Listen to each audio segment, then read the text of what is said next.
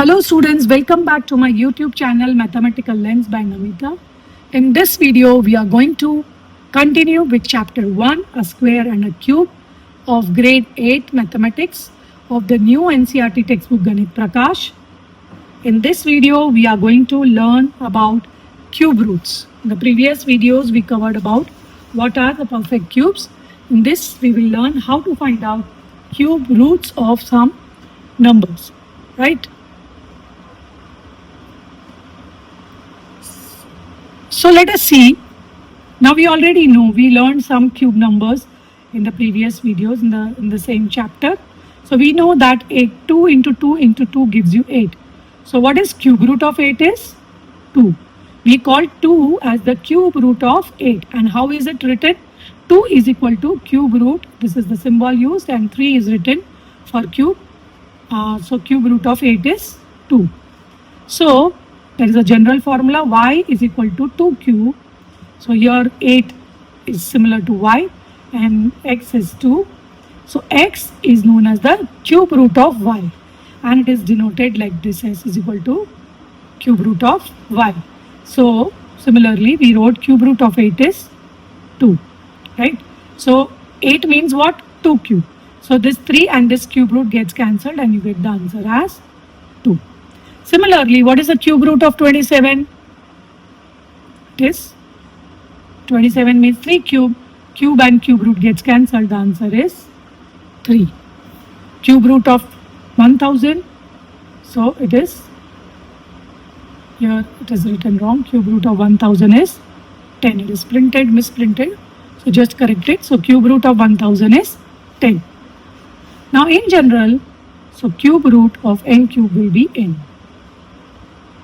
So whichever number you have multiplied thrice, that will give you its cube root. Now how to find out this? Numbers were simple and we also learned in the previous table. So it was easy for us, like for 8 you know that it is 2 cube, for 1000 you know it is 10 cube. But if other numbers are given, larger numbers are given, how to find out whether it's a perfect cube or not? So here the number is given 3375. So what do we do? Similar to the square root numbers, we find out the prime factors of that number. So the prime factors of 3375 is 3 into 3 into 3 into 5 into 5 into 5. So here you will make 3 identical groups. Okay, in square root we were making pairs. Here there should be 3 groups because it is cube and a cube root. We need to find out cube root. So you can see 3 into 5, 3 into 5, 3 into 5, which is 15. So this is cube of 15. So the cube root of 3375 is 15. Right? So you need to group them into triplets. Earlier we were pairing them for square root. Here you need to find the triplets in the prime factors. Okay. Now there's a question asked, is 500 a perfect cube? So what do we do first? We find out the prime factors of 500. So what are the prime factors of 500? 2 into 2 into 5 into 5 into 5. Now if we see here, if we split, we can't make 3 groups. Here 2 is only 2 times. 5 is 3 times, but 2 is only 2 times. So we cannot split them into 3 identical groups. Therefore 500 is not a perfect cube.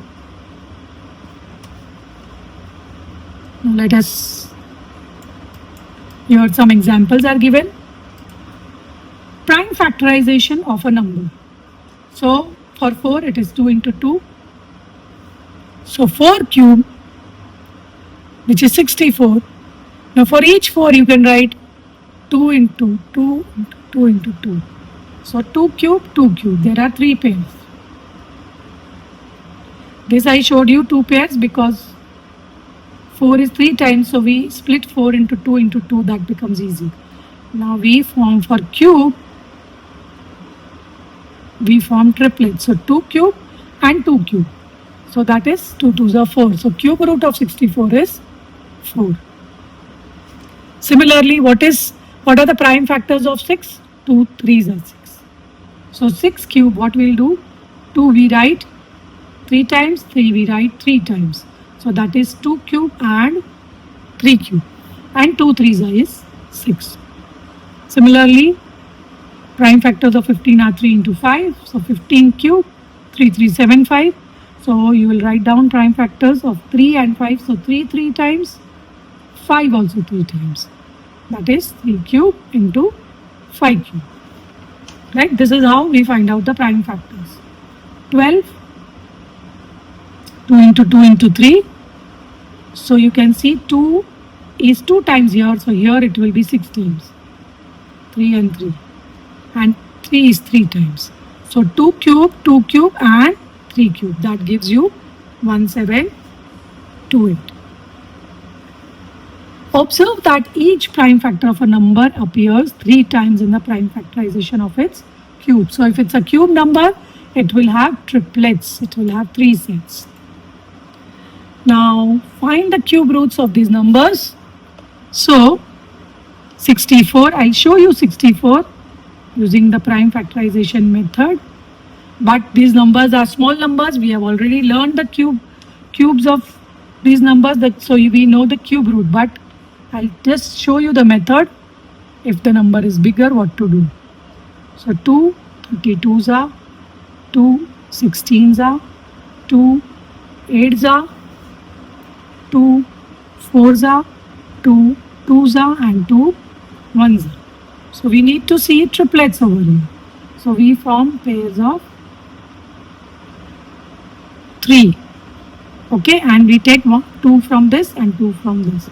So 2 2s are 4. So cube root of 64 is 4. Similarly, 512. If you want, I can show you that also, how to find out the prime factors of 512.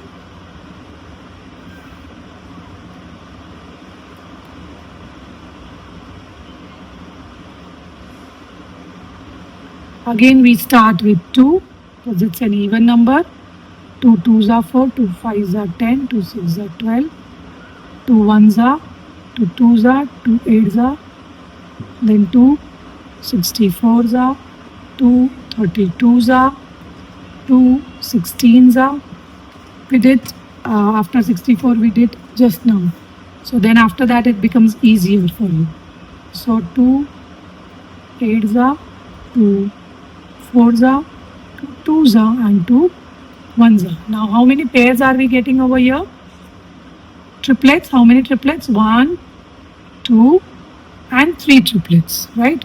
So here 2 into 2 into 2, that is 8. So 8 will be the cube root of 512. Okay, and 729 we already learned earlier. So I'm not showing you. If you want, you can do prime factorization.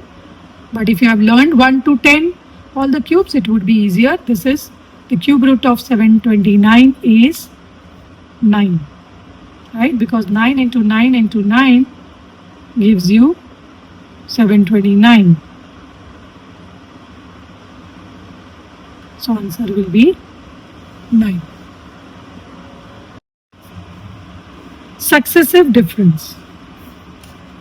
We know that difference between consecutive perfect squares gives the odd numbers, right? That we learned earlier. Observe the figure below where the difference are computed successively for perfect squares. After 2 levels, all the difference are the same. This is very interesting. You see this. 4 minus 1 is 3. 9 minus 4 is 5. 16 minus 9 is 7. 25 minus 16 is 9. 36 minus 25 is 11. But after the second level, if you see, 5 minus 3 is 2. 7 minus 5 is 2. 9 minus 7 is 2. 11 minus 9 is 2. So when we find out successive difference at second level, you will get all the difference as 2 in perfect squares. So let us see what is the pattern in perfect cubes. Compute the successive difference over levels for perfect cubes until the difference at a level are the same. What do you notice? So let us do the same process for cube numbers for the perfect cubes. So let us find out the successive differences. So if we see here, 8 minus 1 is 7, 27 minus 8 is 19.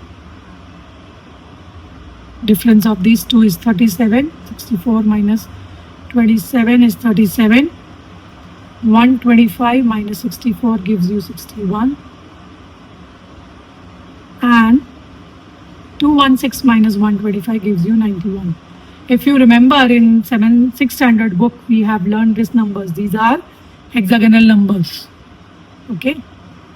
Now let us see another difference. So here 19 minus 7 gives you 12.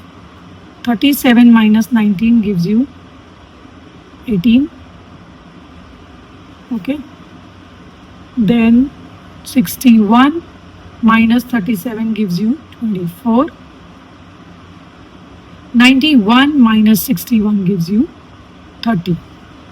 So let us find out the other difference now. 18 minus 12 is 6. 24 minus 18 is also 6. And 30 minus 24 is also 6. Right? So this is level, you can see here level 1. This is level 2. And this is level 3. So at level 3, the successive difference becomes the same as in the case of perfect squares. In the case of perfect squares, we saw at level 2 you got the same difference. In perfect cubes, at level 3 we are getting the same difference. Isn't it interesting? A pinch of history. The first known list of perfect squares and perfect cubes was compiled by Babylonians. There are some facts given over here, that is around 1700 BC. Okay. This list found on clay tablets. You can see the picture of the clay tablets over here, right? And there were perfect squares and perfect cubes compiled. So these clay tablets were used to quickly find square roots and cube roots in problems which involved like plant measurement or some architectural design and other areas where some geometric calculations were necessary in those times. So they maintained a tablet sort of thing, clay tablet. Now in Sanskrit works, the term varg was used for both square or figure or its area, as well as for the square power. And the term ghana was used for both solid cube as well as the product of a number with itself 3 times, that is a cubic number. Right? So varg for square numbers and ghana for cube numbers. The fourth power was called as varg, means square of square. Right? 4 times it means. These terms were used in India at least from the 3rd century BC. See, Indians had studied squares and cube numbers long back. Now if we talk about Aryabhatta, 499 CE, that is before Common Era, a square figure of 4 equal sides and the number representing its area are called varg. The product of 2 equal quantities is also called varg. That is square number, means you are multiplying the same number by itself. The term varg for square power has its origin in the graphical representation of a square figure. So why this word root? The root means the root of a plant, which is used for mathematical operations, square root, cube root, right? So root of something, the base of something you can say. So it is because in ancient India, the Sanskrit word mool means basis of something or root of something or a cause of something or maybe origin of something. So this is how from that mool, the word operations of taking roots, it came into existence. So vargamul means the square root, right? In Sanskrit, vargamul, we call square root as vargamul, and cube root is called as ghanamul, right? This use of mul for the mathematical concept of root was subsequently evaluated in Arabic and Latin through their corresponding words, like for the root or plant is called jidhar or radix respectively, like in Arabic and Latin language.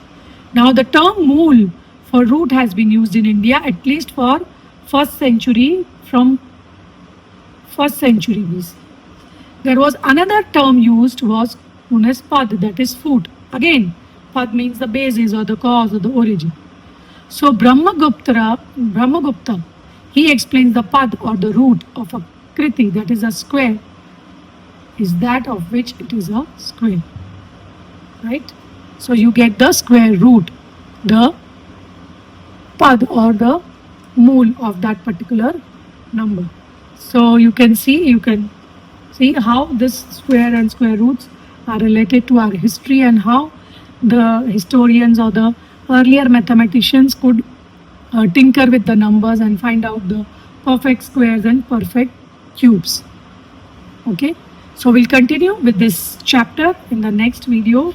Only the last figure it out exercise is left, so that we'll discuss in the next video.